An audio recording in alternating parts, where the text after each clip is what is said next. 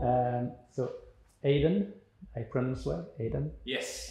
Can you explain us what is your research and what questions would you like to answer?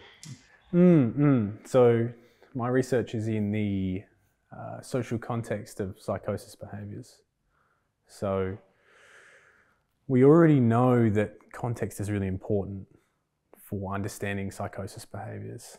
There's cultural differences in psychosis behaviours. The voices that people hear vary depending on some of the context that people experience in their lives. How the voices sound affect how people cope with them. And so traumatic events, what we call traumatic events, are really frequent among people who experience these things as well. But we still don't know how it works. So like it's correlational. There's heaps and heaps of correlational data, but what we don't yet have is really detailed life pathways that explain for individual people how they came to hear voices that sound like maybe themselves as a 6-year-old, or how they came to hear the voice of someone who was abusive towards them for 10 years or more. Why someone hears many whispering voices that are sort of in the background, maybe quiet, not specific. And so because of those things, we think that someone's language history, like what we would call their discursive community, is really important. And so the general idea is that because we know context is really important, that where someone learns words is going to be where they pick up the language that their voices might speak in.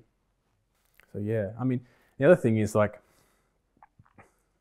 most people who work in this field, when they think about something like psychosis or something like voice hearing, it's treated as a biological problem with a degree of genetic heritability is the word, and this is all based on twin studies. I think like the work of a guy called J. Joseph, he's unpacked that way better than I ever could, but he talks about how heritability doesn't really even mean what we think it does. And I think the most important part of that, the most important part for me to learn, was that there's a difference between heritability and the likelihood of something being inheritable. It's actually like a different thing. It says a whole lot about the entire mental health industry. And whenever I see the word heritability now, I think, geez, that's probably based on the classical twin method. And the main problem with that is that they have this thing called the equal environments assumption, which is an assumption. When it comes to behaviours that can be shaped by someone's social environment, like the complex behaviours you'll find in mental health conditions, right? Including psychosis, including voice hearing, the classical twin method will always be confounded by someone's social environment. So, yeah. I believe all those things. I think they're true, and I can very much back them up. But yeah, I mean, that stuff's really important as well, I guess, in a way, because it's like, that is the narrative that we have to push against. So it's not like I'm just calmly doing research with people who hear voices and I just go talk to them and they have nice lives. It's like, you get the timing of when in someone's life story where they hear voices, and then you find that maybe that was when they were in hospital. So they were already in hospital for mental health, and that's when they first started hearing a voice. It's like, well, why is that happening? Why is it that the place that we're taught someone is supposed to go to be safe is the place where a voice starts appearing? Then people get told that they'll be on neuroleptic medication for the rest of their life. So it's focused on context. It's not seeing people as mentally ill. It's a totally different thing to